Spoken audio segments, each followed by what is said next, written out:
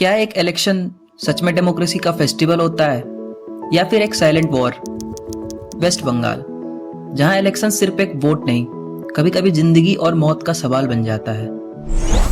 Reports के मुताबिक पिछले कुछ इलेक्शंस में 50 से ज्यादा पॉलिटिकल वर्कर्स की जान गई। और ये सिर्फ नंबर्स नहीं है, ये एक पैटर्न है जो सालों से रिपीट हो रहा है।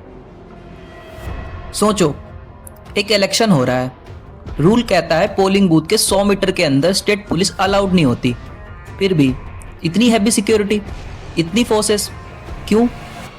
क्या ये सिर्फ एक इलेक्शन है या कुछ और? वेस्ट बंगाल, जहां इलेक्शन कभी कभी फेस्टिवल से ज्यादा बैटलफील्ड्स लगते हैं। बंगाल में स्टेट असेंबली इलेक्शन 2 चरणों में होना है, अप्रैल 23 और 29। लेकिन उससे पहले ही सिस्टम हिल गया। सिर्फ 24 घंटे के अंदर डीजीपी, होम सेक्रेटरी और 12 एसपीज रिप्लेस कर दिए गए और रिकॉर्ड 2400 सीएपीएफ कंपनीज डिप्लॉय कर दी गई। इलेक्शन कमीशन ने स्टेट को लिटरली सैचुरेट कर दिया। अब सवाल यह है, इतना सब करना क्यों जरूरी था? इसका आंसर शायद पास्ट में छुपा है। 2011, जब ममता बनर्जी ने 34 साल पुरानी लेफ्ट गवर्नमेंट को हटा दिया, उस वक्त इसे परिवर्तन कहा गया, मतलब चेंज। लेकिन क्या सच में सिस्टम चेंज हुआ या सिर्फ पावर एक हाथ से दूसरे हाथ में चली गई? क्योंकि उसके बाद हर इलेक्शन के साथ एक पैटर्न दिखने लगा, वायलेंस का पैटर्न, और हर बार पहले से ज्यादा इंटेंस। 2013 पंचायत इलेक्शंस, 10% से ज्यादा सीट्स बिना किसी कंटेस्ट के जीती गई। फिर 2018 ये नंबर बढ़कर 34% हो गया, मतलब लोगों ने वोट दिया ही नहीं, फिर भी रिजल्ट आ गया। सोचो, ये इलेक्शन था या एलिमिनेशन? और ये सब कैसे होता है? सिंपल, ओपोजिशन कैंडिडेट को नॉमिनेशन फाइल करने ही नहीं दिया जाता, उन्हें फिजिकली ब्लॉक किया जाता है, गेम शुरू होने से पहले ही खत्म। और इसका प्राइस, एक ही दिन में 20 से ज्यादा लोग मर गए।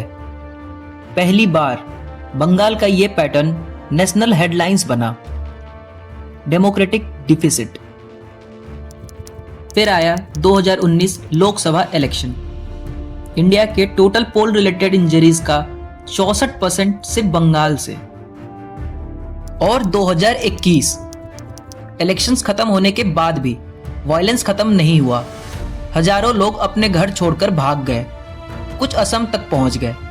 आग, डर और अनसर्टेनिटी। आज भी इन्वेस्टिगेशन चल रही है, डजन सीरियस केसेस और 50 से ज्यादा किलिंग्स। और फिर रीसेंट पंचायत इलेक्शंस, सिर्फ 30 दिन के अंदर 48 डेथ्स, बैलेट बॉक्सेस लूट लिए गए और तालाब में फेंके गए। इसीलिए इसे ब्लडीस्ट पोल कहा गया। सबसे शॉकिंग बात, अथॉरिटीज ने ऑब्जर्व किया, लोकल पुलिस या तो बस देख रही थी या फिर खुद इन्वॉल्व थी। और सिर्फ पुलिस ही नहीं, 1 लाख सिविक वॉलंटियर्स पर भी एलिगेशंस लगे कि वो वोटर्स को डरा धमका रहे हैं। इसीलिए सिस्टम को चेंज करना पड़ा। स्टेट पुलिस को बूथ से दूर रखा गया और सेंट्रल फोर्सेस को कंट्रोल दिया गया। और सिर्फ इलेक्शन के दिन ही नहीं, 700 कंपनीज इलेक्शन के बाद भी रुकेंगी, ताकि कोई वोटर अपने वोट की वजह से टारगेट ना हो। लेकिन एक चीज समझ नहीं आती, जब किसी जगह पर सिक्योरिटी फोर्सेस वोटर्स से ज्यादा हो जाती है, तो क्या वो डेमोक्रेसी का फेस्टिवल है या सर्वाइवल की बैटल? क्या 100% सेंट्रल फोर्सेस इस साइकिल को तोड़ सकती है, या सिस्टम इतना गहरा हो चुका है कि चेंज सिर्फ नाम का होता है? वायलेंस या लॉजिक, इमोशंस या डेमोक्रेसी? डिसीजन आपका।